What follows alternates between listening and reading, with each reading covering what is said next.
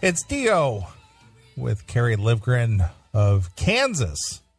That's right, Kansas. You know, Dust in the Wind. You know those guys? Kerry Livgren. Whoop. There we go. Kansas, of course, Dust in the Wind. Kerry Livgren having a conversion to Christianity and inviting Ronnie James Dio to be a part of his record.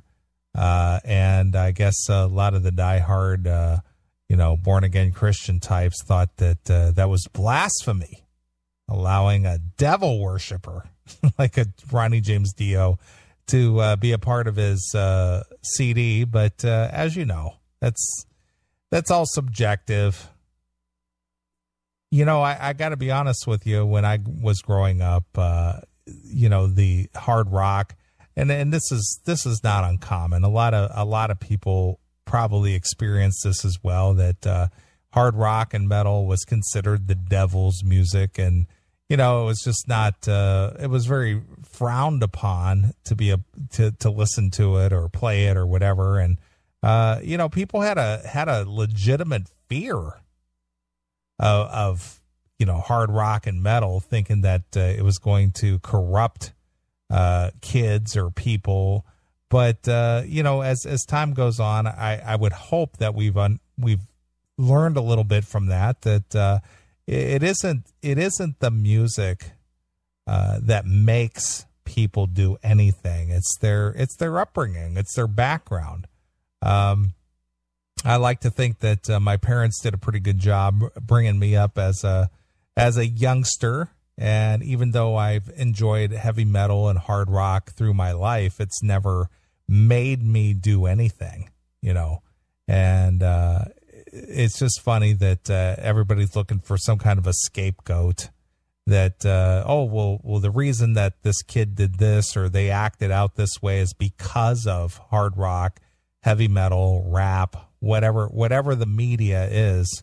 That's what made them do whatever it is that they did that they found objectionable. And I would like to think that people are a little more wise these days, that they know that that's not the case at all. It's just like that's not what makes people do anything.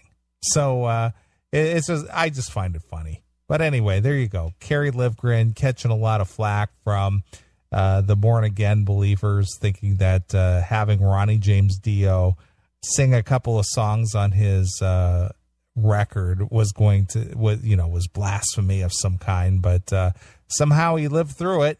He didn't, he hasn't perished because of it. So it's like, can't believe it. He had that devil worshiper Ronnie James Dio be a part of his record. What is this guy thinking? Is he really a born-again Christian? Because what kind of a guy would, associate with such retrobates?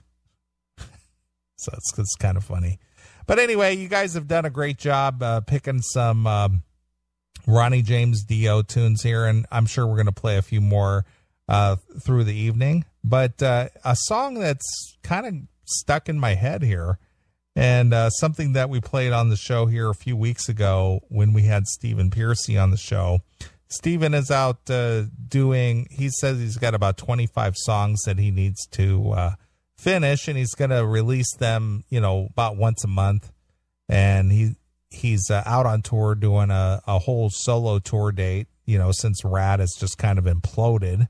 But anyway, Stephen's been a friend of the show for many years, and he's got some songs out there. So go over to Stephen-Piercy.com and go over there and check it out. But Stephen is working with Beau Hill again. As you know, Beau Hill engineered and produced the most popular Rat releases.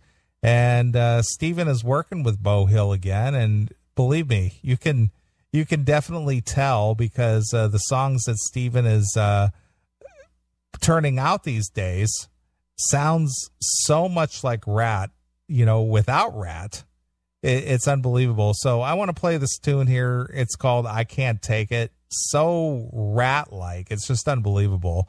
But here it is. This is Stephen Piercy with I Can't Take It, a solo that you can go over there at iTunes, download that thing.